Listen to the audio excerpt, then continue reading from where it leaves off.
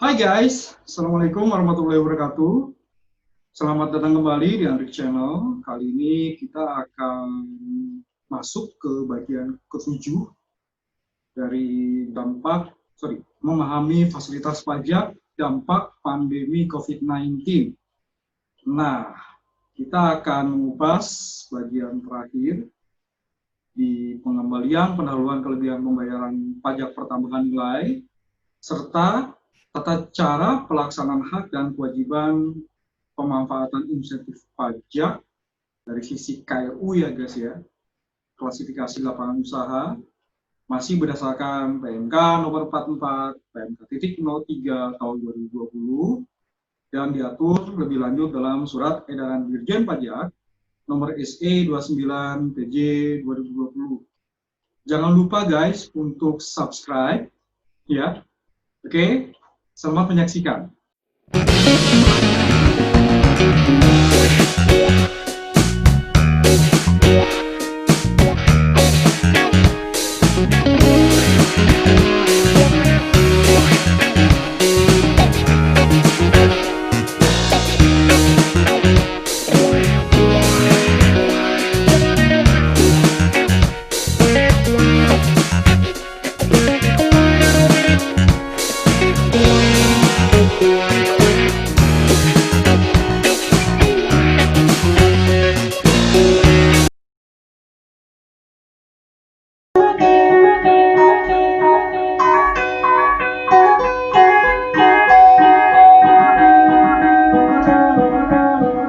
Terkait dengan insentif pajak pertambahan nilai, PMK 44 tahun 2020, masih sama guys ya, seperti fasilitas insentif pajak lainnya yang diatur dalam PMK ini, itu ada 3 persyaratan.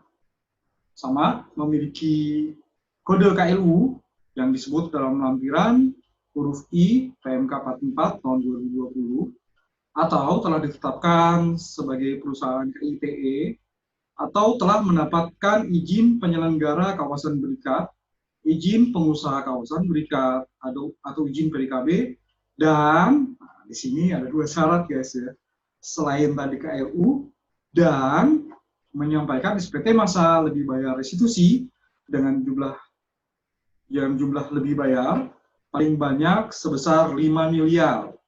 Maka dapat diberikan pengembalian pendahuluan kelebihan pembayaran pajak dan sebagai PKP pengusaha kena pajak berisiko rendah seperti diatur dalam pasal 9 ayat 4 huruf C Undang-Undang PPN. Jadi ini diberlakukan, mereka ini yang memenuhi syarat diberlakukan sebagai PKP berisiko rendah guys. Ya. Jadi di sini yang dimaksud dengan pengembalian pengembalian pendahuluan kelebihan pembayaran pajak itu adalah uang dikasih dulu, periksa kemudian. Kan kalau normal kan periksa dulu, baru kalau hasil pemeriksaan pajak ternyata menyatakan lebih bayar, berdasarkan SKP, surat ketetapan pajak lebih bayar, maka baru diberikan uangnya. Periksa dulu, SKP lebih bayar, baru diberikan uangnya. Nah, kalau risiko rendah guys, ya di Undang-Undang PPN disebut bahwa dapat pengembalian pendahuluan kelebihan pembayaran pajak, gitu ya, kasih uang dulu, baru diperiksa. Nah, Oke guys, jadi ini insentif ya bagi mereka yang ingin memanfaatkan. Oke. Nah, KLU guys masih sama juga di sini. Itu adalah sesuai KLU yang tercantum pada SPT tahunan PPh tahun pajak 2018 atau pembentukan SPT tahunan PPh tahun pajak 2018 yang telah dilaporkan oleh wajib pajak atau data dalam administrasi perpajakan master file wajib pajak pusat bagi wajib pajak belum atau tidak memiliki kewajiban penyampaian SPT tahunan PPh atau pajak 2018. Oke, jadi ketentuan KLU tadi guys itu berlaku bagi pusat maupun cabang. PKP yang telah mendapat fasilitas KITE harus melampirkan keputusan Menteri Keuangan mengenai penetapan sebagai perusahaan yang mendapat fasilitas KITE dalam SPT masa PP yang diajukan permohonan pemberian pendahuluan. Kemudian PMK 44 ini juga mengatur bahwa PKP telah mendapat izin penyelenggara kawasan berikat, izin PKB atau izin PDKB harus melampirkan keputusan Menteri Keuangan sama ya. Ada keputusan keuangannya dilampirkan, oke, ya pada saat dia memohon pengembalian pendahuluan pajak. Nah, kemudian guys, SPT masa yang diberikan pengembalian pendahuluan meliputi SPT masa PPN, termasuk pembukuan SPT masa PPN untuk masa pajak sejak berlakunya PMK 44. Artinya, ya, sejak ini berlaku sampai dengan masa September dan disampaikan paling lama 31 Oktober, guys. Oke? Jadi gitu ya. Jadi sejak ini berlaku dan sampai dengan September. Nah, kemudian di sini juga diberikan untuk PKP berisiko rendah ya, diberikan pengembalian pendahuluan berdasarkan kriteria tertentu. Kriterianya adalah, jadi selain syarat yang tadi guys, KLU apa sampai dengan 5 miliar, dia juga harus masuk kategori kriteria tertentu. Oke, ya, yang meliputi PKP dimaksud tidak perlu menyampaikan permohonan penetapan sebagai PKP berisiko rendah. 1. DJ Pajak tidak menerbitkan keputusan penetapan secara jabatan. 2. Yang PKP yang memberikan KLU yang tercantum dalam lampiran huruf I PMK 44, fasilitas KITE atau izin penyelenggara kawasan berikat, izin perusahaan kawasan berikat atau izin BKP yang diberikan kepada PKP masih berlaku saat penyampaian SPT yang dibayar restitusi. Dicek guys, pas nggak itunya, KITE-nya, ini bagian KITE ya. Kemudian di PMK ini dibilang bahwa tata cara pengembalian pendahuluan kecuali penelitian terhadap pengeluaran kegiatan tertentu dilakukan sesuai dengan peraturan Menteri Keuangan yang mengatur mengenai tata cara pengembalian pendahuluan kelebihan pembayaran pajak. Jadi baik lagi ke mekanisme normal guys caranya. Kita bisa cek ya di peraturan yang terbit sebelumnya. Nah, kemudian guys di SE 29 diatur lebih lanjut tentang tata cara pengembalian pendahuluan kelebihan pembayaran PPN ini. KPP tempat PKP dan administrasi memproses permohonan. Oke, sudah pasti ya. Permohonan WP risiko rendah berdasarkan SPT dalam hal PKP mengisi kolom pengembalian pendahuluan SPT atau surat permohonan tersendiri. Ini ada guys di bisa dicek ya di lampiran huruf F PMK nomor 39 tahun 2018 ya. Untuk permohonan pengembalian pendahuluan atas selisih kelebihan pembayaran pajak yang belum dikembalikan dalam surat keputusan pengembalian pendahuluan kelebihan pajak SKP PKP yang diterbitkan sebelumnya sepanjang terhadap PKP belum mulai dilakukan tindak pemeriksaan atau pemeriksaan bentuk keuangan secara terbuka. Nah, satu surat permohonan yang disampaikan sendiri digunakan untuk satu masa pajak. Dalam hal, oke ini syaratnya ya, dalam hal mengajukan permohonan, maka syaratnya tadi ya, KLU, KITE, izin penyelenggara izin penyelenggara kawasan berikat, PDKB, PKB, dan sebagainya. Oke, kemudian jumlah lebih bayar paling banyak 5 miliar. Jadi sampai dengan 5 miliar, guys. Jadi kalau di atas itu nggak bisa ya. Nah, ini dia. Masa pajak yang diajukan pengembalian pendahuluan, yaitu masa pajak April sampai dengan September. Permohonan pengembalian pendahuluan disampaikan paling lambat tanggal 31 Oktober. Oke. Nah, kembali lagi prosedur ya, risiko rendah ya. Oke, jadi gitu, guys. Untuk ini ya tadi ya, uang kembalikan tetap ada nanti saat permohonan sampai gitu ya ke kantor pajak, maka akan ada penelitian terlebih dahulu guys. Ini memang standar ya, apakah benar PKP yang bersangkutan memang dibayar, apakah memenuhi syarat gitu ya, berdasarkan PMK 44, kalau tidak ya tidak bisa guys ya. Nah, di SE 29 guys diatur lebih banyak teknis ya. Jadi kalau ingin lihat lebih lanjut di sini juga harus cek ya. Ya, cek di sini semuanya guys. Pertama akan ya, teknisnya dicek KLU, KLU-nya, memberikan keputusan KITE tadi sudah dibahas ya. Kemudian apakah 5 miliar atau tidak. Kemudian nah ini yang paling penting guys. Si PKP yang sedang atau yang akan memanfaatkan insentif ini tidak sedang dilakukan pemeriksaan bukti permulaan atau tidak tindak pidana di bidang perpajakan atau tindak penyelidikan tindak pidana di bidang perpajakan.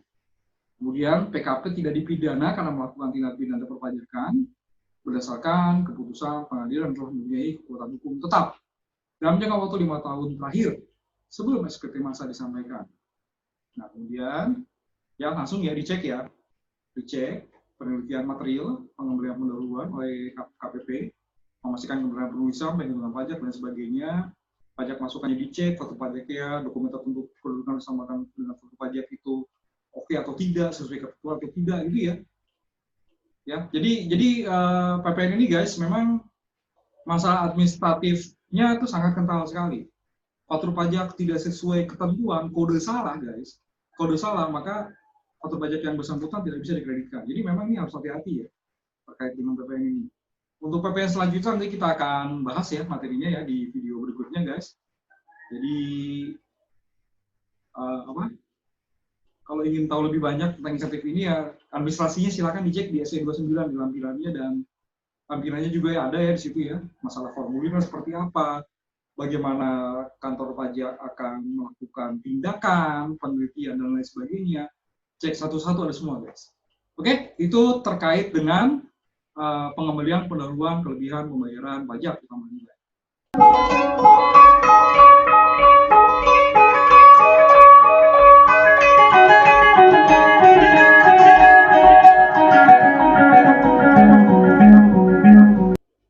Oke guys, kita akan mengulas lebih lanjut mengenai ketentuan kode KLU guys. Di sini, jadi ini tidak hanya PPN ya, tapi semuanya guys. Semuanya terkait insentif yang diatur dalam PMK 44 tahun 2020 ini. Jadi di sini diatur lebih lanjut KLU seperti apa. Oke, kita mulai saja guys langsung ya. Bagi pemberi kerja dan atau wajib pajak yang telah memiliki kewajiban menyampaikan SPT tahunan pada tahun 2018, SPT tahunan PPH guys ya.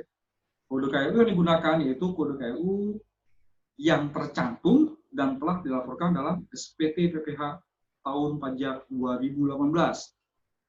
Baik SPT normal, statusnya normal, maupun SPT status pembetulan yang disampaikan oleh wajib pajak baik sebelum maupun setelah berlakunya PMK nomor 44 tahun 2020. Bagi pemberi kerja atau wajib pajak yang baru terdaftar setelah tahun 2018 atau bagi instansi pemerintah, kode KLU yang digunakan yaitu kode KLU yang tercantum dalam administrasi perpajakan Master File kantor pajak ya. Dalam hal, nah ini penting guys ya, dalam hal terdapat ketidaksesuaian kode KLU sehingga pemberi kerja dan atau wajib pajak tidak termasuk dalam kode KLU dalam lampiran PMK 44 tahun 2020, padahal KLU yang sebenarnya termasuk dalam lampiran tersebut. Karena terjadi bisa salah atau tidak menuliskan kode KLU di SPT tahunan PPH tahun pajak 2018, belum melakukan pelaporan SPT tahunan PPH tahun pajak 2018, atau salah guys mencantumkan kode KLU pada SPT tahunan PPH tahun pajak 2018. Nah, maka di sini pemberi kerja atau wajib pajak dapat melakukan pembetulan KLU tersebut melalui penyampaian SPT tahunan PPH tahun pajak 2018 baik berstatus normal atau pembetulan. Oke, sepanjang atas SPT tahunan tahun pajak 2018 belum dilakukan pemeriksaan yang diatur dalam pasal 8 ayat 1 Undang-Undang KUP. Oke, jadi kalau belum lapor segera lapor, kode KLU-nya betulkan di situ di SPT, atau yang sudah lapor ya lakukan pembetulan supaya kode KLU-nya klop bahwa memang substansinya adalah ada dalam kode KLU yang ada di PMK 44 guys. Oke. Dalam hal SPT tahunan tahun pajak 2018 sudah atau sedang dilakukan pemeriksaan, kode KLU yang digunakan yaitu kode KLU yang tercantum dalam master file wajib pajak. Dengan ketentuan bahwa pemberi kerja dan atau wajib pajak dapat melakukan perubahan kode KLU melalui penyampaian permohonan perubahan data. Oke. Sesuai dengan kode KLU sebenarnya. Jadi kalau misalnya sudah diperiksa, maka ya bisa melalui penyampaian perubahan data. Ya, bisa dicek di yang kemarin ya kita waktu bahas di NBP ya K04 guys. Segera lakukan perubahan data, cek di situ. Bagaimana tata cara melakukan perubahan data atau PMK 167 ya tahun 2018. Cek di sana guys. Tata caranya ada semua. Formulirnya ada juga di situ. Oke, tidak perlu melakukan perubahan KLU di sini atau tidak perlu melakukan perubahan kode KLU dalam hal kode KLU pemberi kerja atau wajib pajak telah sesuai dengan KLU yang sebenarnya. Ya udah ya. Kalau memang udah klop ya udah. Dalam hal pemberi kerja atau wajib pajak mencantumkan kode KLU dalam SPT tahunan PPH tahun pajak 2018, baik normal maupun kebetulan, termasuk dalam kode KLU dalam lampiran PMK 44 tahun 2020. Namun, kode KLU dalam SPT tersebut berbeda dengan kode KLU pada surat keterangan terdaftar wajib pajak atau master file yang ada di kantor pajak ya, maka pemberi kerja atau wajib pajak tetap berhak mendapat fasilitas insentif PPh pasal 21 DTP, pembebasan PPh pasal 22 impor, pengurangan besaran angsuran PPh 25, dan atau pengembalian pengeluaran kelebihan pembayaran PPN. Atas perbedaan data tersebut akan ditindaklanjuti dengan perubahan data secara jabatan atas kode KUU dalam master file wajib pajak. Jadi nanti kalau memang SKT-nya sama master file beda, maka akan secara jabatan dilakukan pembetulan kode KUU-nya, guys. Kemudian, guys, khusus bagi perusahaan KITE, kemudian pengusaha izin penyelenggara kawasan berikat, izin pengusaha kawasan berikat, atau izin PDKB yang mendapatkan insentif PPh 22 DTP, pembebasan 22 impor, pengurangan besaran angsuran PPh 25, dan pengalian pendahuluan kelebihan pembayaran PPN. Maka di sini pengajuan pemberitahuan permohonan wajib dilampiri dengan keputusan Menteri Keuangan mengenai penetapan sebagai perusahaan KITE dan lain sebagainya. Tadi sudah dibahas ya di materi-materi sebelumnya juga yang terkait dengan ketentuan dari KITE, PDKB dan sebagainya memang wajib dilampirkan, guys, surat keputusan Menteri Keuangannya mengenai penetapan yang bersangkutan. Oke. Jadi di sini keputusan Menteri Keuangan tersebut, ya, itu adalah keputusan Menteri yang ditetapkan sebelum atau setelah PMK 44 tahun 2020 ini berlaku. Nah kemudian, guys, bila ada fasilitas seperti biasa, guys ya, maka Dirjen Pajak akan atau pemerintah dalam hal ini juga akan melakukan pengawasan. Apakah tepat guna atau tidak. Jadi pengawasan ini macam-macam, guys ya. Memang jangan sampai di istilah kata dimanfaatkan oleh pihak-pihak yang tidak bertanggung jawab. Ya, karena mohon maaf guys, modus sekarang ini untuk berbuat kriminal yaitu juga luar biasa, apalagi ini terkait dengan penerimaan negara, guys. Jadi agak ketat ya untuk insentif ini. Nah, pertama guys, pengawasan atas pemanfaatan insentif PPh pasal 21 DTP, PPh pasal 22 impor, pengurangan besaran angsuran PPh 25, dan pengembalian pendahuluan kelebihan pembayaran PPN.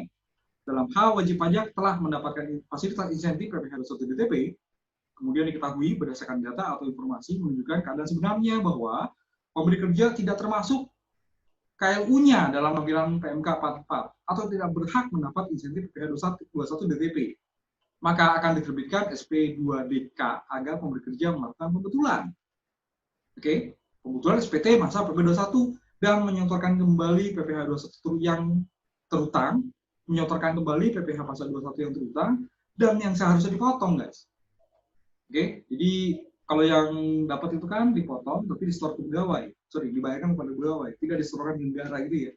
Jadi ini harus setor kembali yang terutang dan yang seharusnya dipotong. Oke, lanjut lagi, guys. Dalam hal wajib pajak telah memanfaatkan pembebasan pasal PPh pasal 22 impor dan pengurangan besaran angsuran 25 padahal berdasarkan data dan atau informasi yang diketahui bahwa wajib pajak tidak termasuk dalam lampiran PMK 44 atau tidak termasuk perusahaan mendapatkan fasilitas KITE, izin penyelenggara kawasan berikat, izin pengusaha kawasan berikat, atau izin PDKB. Maka diterbitkan SP2DK agar wajib pajak melakukan pembayaran PPh pasal 22 impor dan angsuran PPh pasal 25 yang sebelumnya telah mendapat pengurangan angsuran. Dalam hal wajib pajak tidak melakukan pembetulan, dapat diterbitkan STP, guys, surat tagihan pajak sesuai pasal 14 S1 huruf B Undang-Undang KUP untuk menagih kekurangan pembayaran PPh pasal 21 yang terutang. Oke. Juga STP tadi, guys, tidak diterbitkan, tidak dilakukan jika wajib pajak selaku pemberi kerja telah memperhitungkan dan membayar kekurangan pembentukan PPh pasal 21 yang seharusnya, maka yang seharusnya tidak mendapat fasilitas PPh 21 DTP, dalam perhitungan PPh pasal 21 tuntutan di masa pajak Desember. Jadi kalau misalnya ternyata memang salah, guys, wajib pajak pemberi kerja ini dikasih waktu sampai Desember untuk membetulkan. Ya, oke guys. Jadi hati-hati ya. Ini secara jelas disebut dalam SC 29 masalah pengawasan ini. Kemudian dalam hal wajib pajak tidak melakukan pembetulan, ya, pembetulan terkait dengan pembebasan PPh 22 impor dan atau pengurangan angsuran. Oke. Maka dapat diterbitkan STP sama pasal 14 S1 huruf A untuk menagih kekurangan pembayaran PPh pasal 22 atau pasal 25 terutang. Penerbitan STP, guys, tidak dilakukan jika wajib pajak telah menyampaikan SPT tahunan PPh tahun pajak 2020. Ya, sama ya. Ngaku dulu guys. Ya, jadi kalau misalnya ternyata memang ada kekeliruan gitu ya, kayak U-nya salah atau ya, segera betulkan. Di sini dikasih mekanisme untuk pemberi kerja sampai masa Desember, untuk yang PPh 22 impor dan angsuran 25 sampai dengan SPT tahunan tahun pajak 2020 disampaikan di April tahun 2021 nanti guys. Oke. Penerbitan SPP dilakukan dengan terlebih dahulu memastikan kebenaran KLU dalam SPT tahunan tahun pajak 2012 melalui pelaksanaan pemeriksaan tujuan lain dalam rangka pencocokan data atau alat keterangan atau pemeriksaan untuk menguji kepatuhan. Jadi sebelum STP terbit guys, yang tadi ya masalah pengawasan ini ya, pihak otoritas akan melakukan pemeriksaan. Di sini disebut tujuan lain atau mengumpulkan alat keterangan, pencocokan data atau alat keterangan atau menguji kepatuhan pemenuhan kewajiban pajak. Oke, jadi akan diperiksa guys ya. Jadi kita baru 2 ya. Hasil pemeriksaan dapat digunakan sebagai dasar perubahan data KLU WP dalam master file. Dalam hal PKP telah diterbitkan SKP PKP, namun berdasarkan data ini untuk yang tadi ya, pengembalian pendahuluan kelebihan pembayaran PPN. Dalam hal PKP telah diterbitkan SKP PKP, namun berdasarkan data atau informasi menunjukkan keadaan sebenarnya bahwa wajib pajak tidak termasuk KLU dalam aplikasi PMK 44 atau tidak termasuk perusahaan mendapat pengembalian pendahuluan. Maka terhadap wajib pajak, maka terhadap masa pajak diterbitkannya SKP PKP diusulkan untuk dilakukan pemeriksaan. Pemeriksaan lagi guys. Oke, pengawasan atas pemanfaatan insentif PPh final DTP.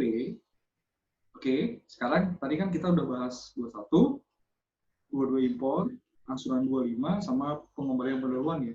Nah, pengawasan untuk insentif PPh final DTP di sini ada 3 poin guys ya.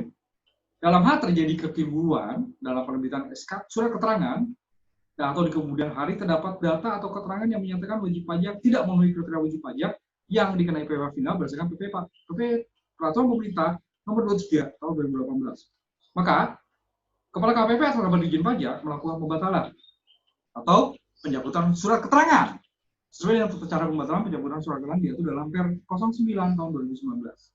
Dan wajib pajak yang telah diterbitkan surat pembatalan atau surat pencabutan surat keterangan wajib melaksanakan kewajiban pajaknya sesuai ketentuan umum terhitung sejak saat tidak terpenuhi kriteria sebagai wajib pajak yang dikenai PPh berdasarkan PP nomor 23 tahun 2018. Jadi dia bayar normal ya, yang mestinya 0,5% berdasarkan PP ini, tapi karena ternyata telah dibatalkan karena tidak memenuhi kriteria, maka dia harus setor angsuran PPh pasal 25. Normal guys. Ya, jadi tidak final ya. Nah, kalau tidak final artinya kan harus laporan keuangannya apa, penghitungan pajaknya kan harus melakukan koleksi fiskal guys. Hitung seperti WP normal lainnya ya. Kalau final ini kan dia tidak perlu memperhitungkan biaya ya, hanya penerimaan bruto aja. Tapi gara-gara tidak sesuai di sini karena pengawasan Dirjen Pajak, maka dia jadi normal. Oke, dalam wajib pajak telah memperoleh surat keterangan dan memanfaatkan insentif PPh final DTP, namun tidak menyampaikan laporan realisasi, maka wajib pajak tersebut tidak dapat memanfaatkan insentif PPh final DTP. Ini yang waktu kita bahas DTP, ini pilihan ya. Jadi kalau misalnya mau pakai ini berarti laporan realisasi wajib guys. Kalau ternyata tidak mau, ya silakan seperti biasa, ya minta pungut, minta potong 0,5%. Nah kalau ternyata di sini tidak melakukan laporan realisasi, tidak melakukan penyampaian laporan realisasi, maka si wajib pajak yang bersangkutan itu wajib menyetor PPh final sebesar 0,5% atas penghasilan dari usaha yang dikenai PPh final berdasarkan PP nomor 23 tahun 2018, atau wajib melaksanakan kewajiban perpajakan sesuai ketentuan umum PPh atas penghasilan selain penghasilan yang tadi ya berdasarkan PP nomor 23, serta dikenai sanksi berdasarkan ketentuan peraturan perundang-undangan di bidang perpajakan. Kepala KPP berwenang melakukan pembinaan, penelitian, pengawasan, atau pengujian kepatuhan terhadap wajib pajak yang memanfaatkan fasilitas PPh final DTP sesuai dengan ketentuan perundang-undangan di bidang perpajakan. Nah itu guys ya. Jadi akan ada serangkaian pengawasan, penelitian dan sebagainya. Oke, jadi apakah akan memanfaatkan insentif berdasarkan PMK ini guys? Ya, sekali lagi ini bagian dari kebijakan Indonesian tax COVID-19 policy guys ya. Dipakai atau enggak? Oke, kalau misalnya iya, patuhi, oke, ikuti persyaratannya, oke, dan harus siap-siap dilakukan penelitian, pengawasan, dan sebagainya oleh pihak otoritas. Ya, begitu saja guys, bahasan terkait PMK 44. Nanti video berikutnya kita akan ke insentif atau fasilitas pajak berdasarkan peraturan Menteri Keuangan lainnya ya, di PMK nomor 28, PMK.03 2020. Ya, oke guys, jangan lupa subscribe. Demikian, oke, bagian ke-7 dari memahami fasilitas pajak dampak pandemi COVID-19. Sampai jumpa di video berikutnya. Terima kasih sudah menyaksikan Andrix Channel. Wassalamualaikum warahmatullahi wabarakatuh.